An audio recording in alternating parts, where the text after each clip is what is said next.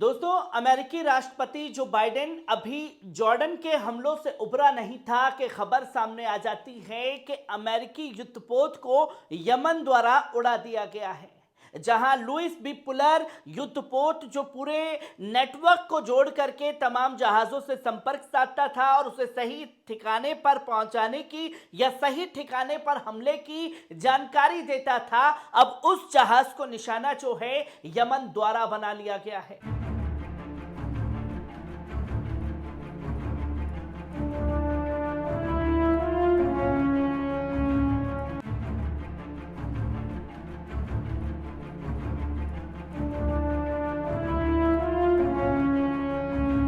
जिसकी जानकारी खुद याहिया सारी द्वारा जो है दुनिया के सामने रखी गई और ये बताया कि हमने यूएस नेवी को जो उसका युद्धपोत है, लड़ाकू जहाज पानी के अंदर, उसे निशाना बनाया गया है। और लुइस बी पुलर की तस्वीर को भी याहिया सारी द्वारा सर्कुलेट किया गया और यह बताया गया कि भारतीय समय अनुसार तकरीबन 9:30-10 बजे के आसपास और यमन के समय के अनुसार अगर बात की जाए तो तकरीबन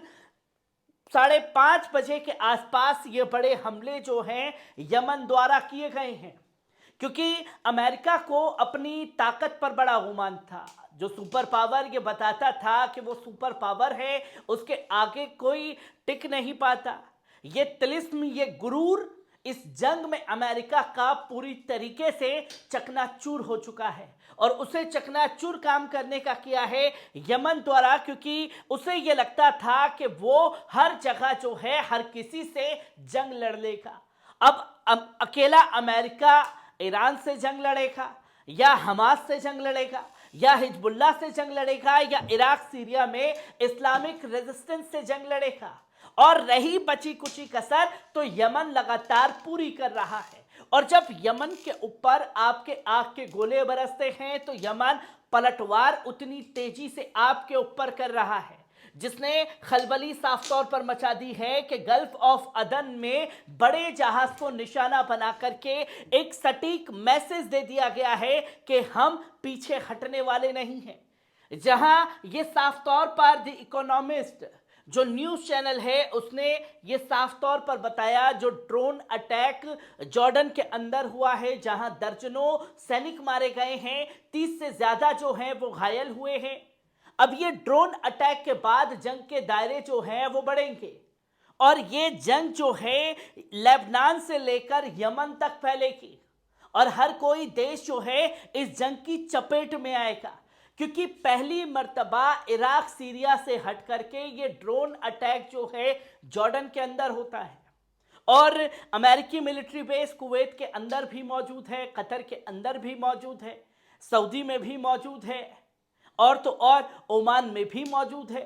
जब ये सारे ठिकाने मौजूद हैं और इस्लामिक रेजिस्टेंस ने ये बता दिया कि हम कहीं भी आपके ऊपर हमला करने के लिए सक्षम हैं, तो जब दूसरे देशों के अंदर अमेरिकी मिलिट्री बेस के ऊपर हमले होगा तो यकीनन जंग के दायरे बढ़ेंगे और ये खलबली साफ तौर पर मची है। और हर चीज के लिए जिम्मेदार जो है जो बाइडेन ने अमेरिका को ठहरा दिया है और ईरान के खिलाफ ये साफ तौर पर कह दिया है कि आप ईरान के खिलाफ कार्रवाई कीजिए और अब हम पीछे हटने वाले नहीं हैं। जगह और टाइम हम डिसाइड करेंगे कि अब हमें कब किस जगह पर किस पर हमला करना है। और जब ये दायरे बढ़ रहे हैं जंग के, तो यहां बीते 48 घंटे के अंदर लाल सागर में हूती की तूती बोल रही है। एक के बाद एक बड़े हमले जो हैं वो किए जा रहे हैं और इससे पहले ब्रिटेन के जो मर्लिन लुआंडा टैंकर जहाज था उसे आग के हवाले कर दिया था, जिसकी तस्वीर लोगों के सामने आई और उसने खलबली मचा दी कि भाई यमन रुकने वाला नहीं है, यमन पीछे हटने वाला नहीं है। और खुद याहिया सारी ने इसका ऐलान कर दिया। जो यमनी सेना के ब्रिगेडियर हैं उन्होंने साफ तौर पर कहा कि हमने जो लुइस बी पुलर जहाज था गल्फ ऑफ अदन में उसे निशाना बनाया और सारी ने ये साफ तौर पर ऐलान किया कि अगर आपको लगता है कि आपके हमलों से हम डरेंगे तो हम डरेंगे नहीं, उतनी तेजी से ही पलटवार करेंगे। और हमारे हमले तब तक नहीं रुकेंगे जब तक आप गज्जा के अंदर हमले नहीं रोक देते। तो वहीं अल बुखाती, जो मोहम्मद अल बुखाती हैं, अंसारुल्लाह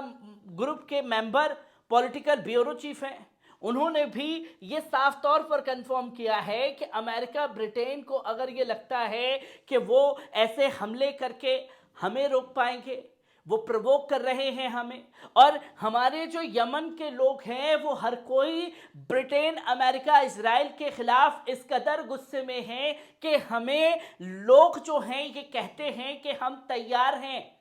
गाजा के सपोर्ट के लिए उतरने के लिए, आप जैसा जब आदेश देंगे हम तैयार हैं। अब ये आम नागरिक जो हैं वो मैसेज दे रहे हैं,